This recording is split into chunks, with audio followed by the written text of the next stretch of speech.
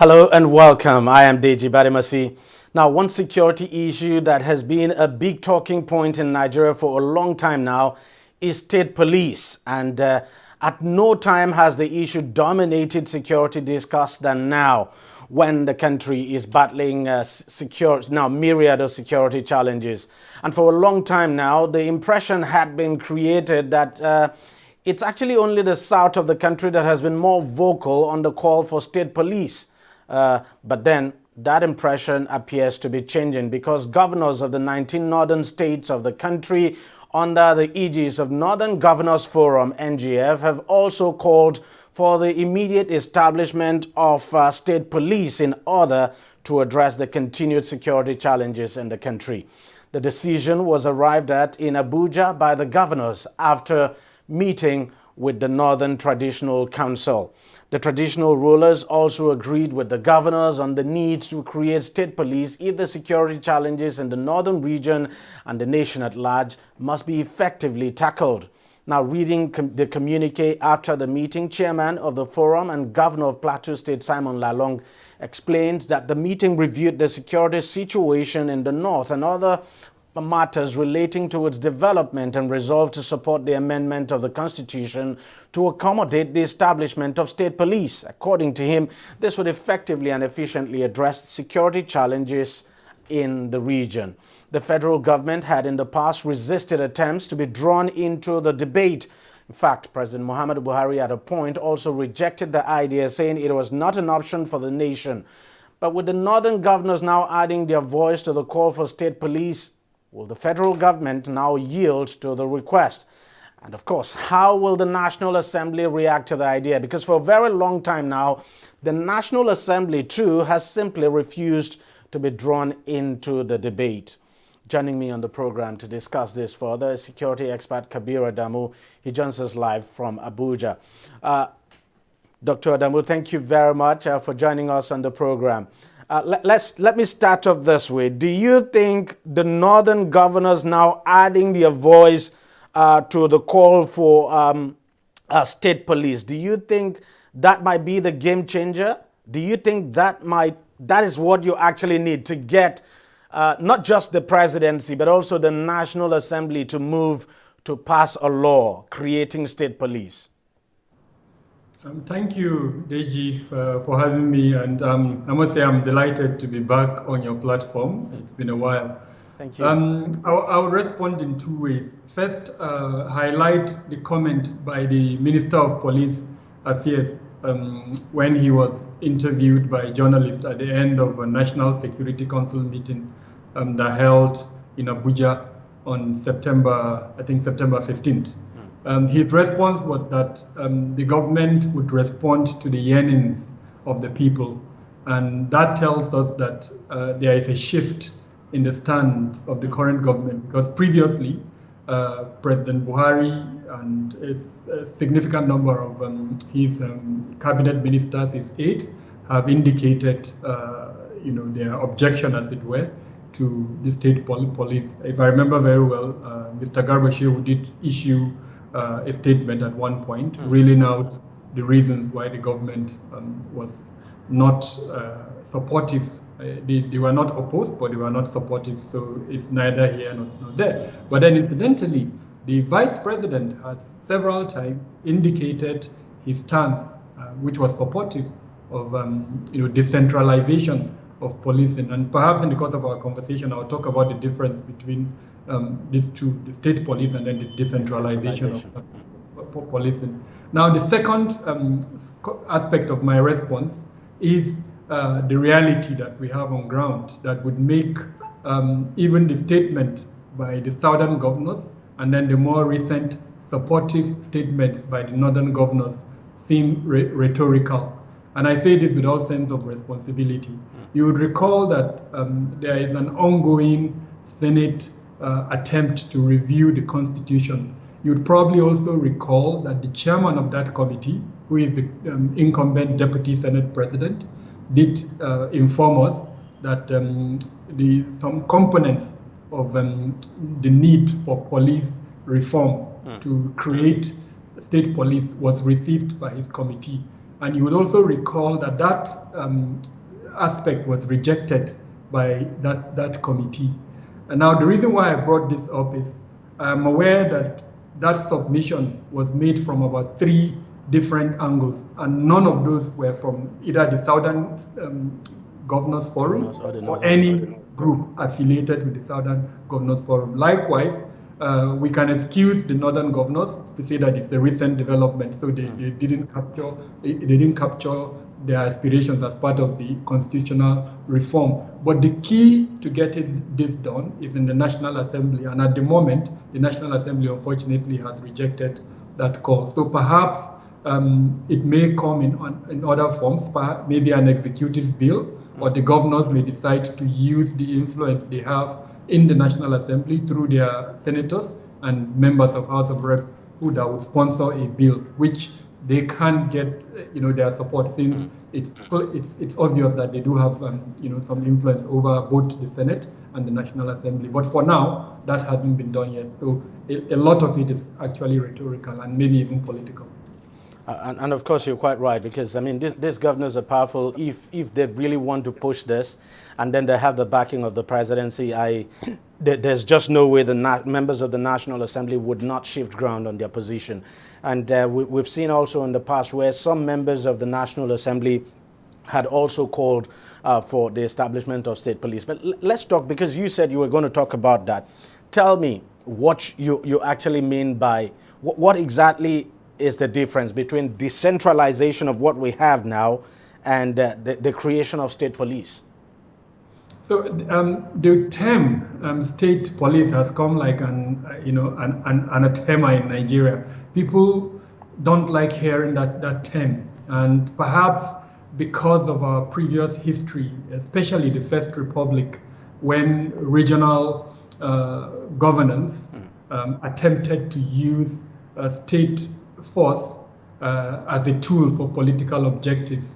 Now, subsequent republics have taught us a lesson, and so there has been a reduction. It's still happening. I mean, even in this ongoing process for the 2023 elections, we've seen 2 states using state authority to emasculate the political opposition. An example is in Borno State, when the head office of one of the political parties, the opposition political parties, was brought down over allegations that it was not registered and all of that. And then another state where almost a similar thing happened. So imagine a situation where those types of state level subnational governments have control over the policing arrangement, what they will probably use that policing arrangement to do against their opposition. So I think that is the major concern. Now, the difference between state police and decentralization of policing functions, or even security, depending on how you look at it. What aspects of the either administration or operational components of this policing are we ready to decentralize? Now, one model that has been put forward is to say, okay, elements around intelligence gathering, elements around administration, elements around decision making for the police can be taken down to the sub-regional level. So we know, as an example, we have AIGs. I don't think we have DIGs at the regional level, but we have AIGs at the regional level. So what level of authority is the Inspector General of Police or the Constitution willing to accommodate to allow these AIGs now take decisions at the regional level, so that now policing is now taken nearer to the people, as against the current situation that we have, where decision making, virtually everything, is taken at the federal level. Now, the other aspect of this attempt, this difference between decentralization and the creation of state police, is to also allow a certain element of the policing function to be taken down to the state level. So in other words, the Commissioner of Police at the state level can have authority over certain decision-making activities without necessarily coming to the Inspector General of Police. That, I think, is an aspect of decentralization. The full decentralization will mean having a federal system, and that would cover the creation of a state police. So like it's done in the US, you would have a federal police that has jurisdiction over certain aspects of policing. You would have a state police that would have jurisdiction. Then you would also have a community level police. So each local government would have its police. In fact, like they do in the US, a campus at the state level, a university campus will have its own police, but with jurisdiction only inside the campus. Now, there must be a central point where all of these levels meet, and it is that central point that perhaps would be the federal arrangement, or like they have in the US. The commissioner of police too can be elected. It can be an elective position where he will run for that office in a transparent manner. So all of these models would ensure that the concerns that we had arising from the lessons we learned in the First Republic would be avoided. But I have to ask you this. Which do you think will be more effective for Nigeria? State police or a decentralized police? I think at the level that we are in our democracy, I'm not an advocate of the immediate implementation of the state policing arrangement, for the simple reason that I think our democracy at the subnational level hasn't developed to allow for state policing. So perhaps we should, I'm not sure now if the case of which comes first, the chicken or the egg. I think we need to develop our democratic tenets at the state level before we have a state police. And principally, the checks and balances that would disallow governors from abusing the use of the state police is what I'm looking at. So if we have an effective and efficient state assembly that can check the excesses of the governors, if we have an effective judicial arm of government at the state level that we check the excesses of these two arms of government, then we can go ahead and create. But don't we have some semblance of a state police as we speak? When you look at security organizations like Amotekun, for instance, Ebubeago and all of them, isn't that some form of state policing? So not exactly. I would rather call them community-level, community-led policing. For this, you remember the argument that followed the creation of Amotekun, and then it was a compromise agreement was reached where the Amotekun is now feeding into the intelligence gathering component. Yeah, there are abuses where they actually carry out operations. But I don't think that was the initial intention and the mandate for which they were created. The mandate is that they will become an intelligence gathering, and then that intelligence will feed into the federal security arrangement. So no, they are not exactly state-level policing. They are, I would say, a creation that has become necessary as a result of the gaps that exist in the federal security arrangement. They can eventually transit into a state police, but with the necessary legal amendments or changes to their existing mandate. Because some people have argued that, look, whether we like it or not, that the functions that these organizations perform are functions that are supposed to be performed by state police. That the only difference you have here is that they are not armed, so to speak, with sophisticated weapons.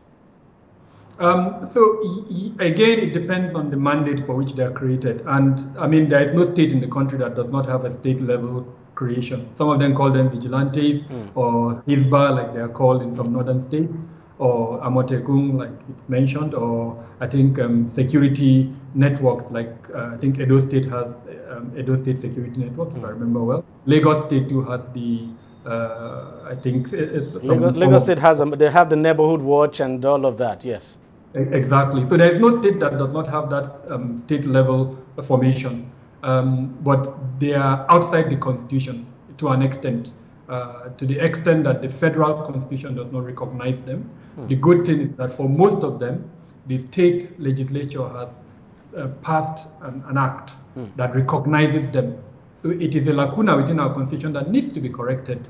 And one of the best ways to correct that is to lead that discussion. And DEJI, I'm excited that this discussion is coming in a pre-election year. So if we're going to take this seriously, and I'm hoping that the political parties are listening to this, they need to include this as their agenda. And not just include it, give us a clear strategy with which they intend, first off, take a decision actually, whether the objective is to decentralize security or create a state police. Now, depending on what they agree to, they can go ahead And once they agree to it and go ahead with it, it means they can now go ahead, continue with the implementation. Now, that would allow Nigerians to make a choice. If, for instance, a certain political party tells me that, look, it's decentralization, and based on the argument they put forward, they convince me that what they intend to do is decentralization.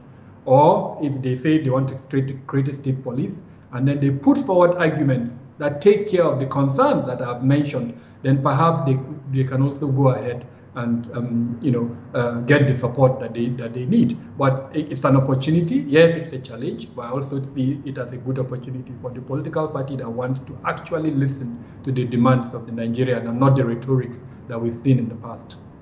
Well, I think that's where we'll just have to leave it. Thank you very much, Dr. Kabir Adamu, CEO of Beacon Consulting, a security consulting firm now operating out of Abuja. Thank you very much for your time. Thank you for having me, DG. Thank you so very much. All right, we'll take a short break and we'll be right back. Stay with us, don't go away. Opinions are free, facts are sacred, but truth is universal. How, in practical terms, can we, for instance, de-escalate the tension? President must see himself as the President of the Federal Republic. We know where the enemy is. 3 places. The Lake Chad Basin, the border area between Nigeria and Cameroon, and then the Sambisa Forest. On DEJI360, we give you a complete dose of everything. Opinion, facts, and undiluted truth. I hardly believe what politicians say in this part of the world. A new Nigeria is possible, a future is possible. We delve into the issues, dissect it so that you can understand it, use it to take action. I don't think there's any need for any governor to look for grant for ranching. DEJI360, dissecting the issues.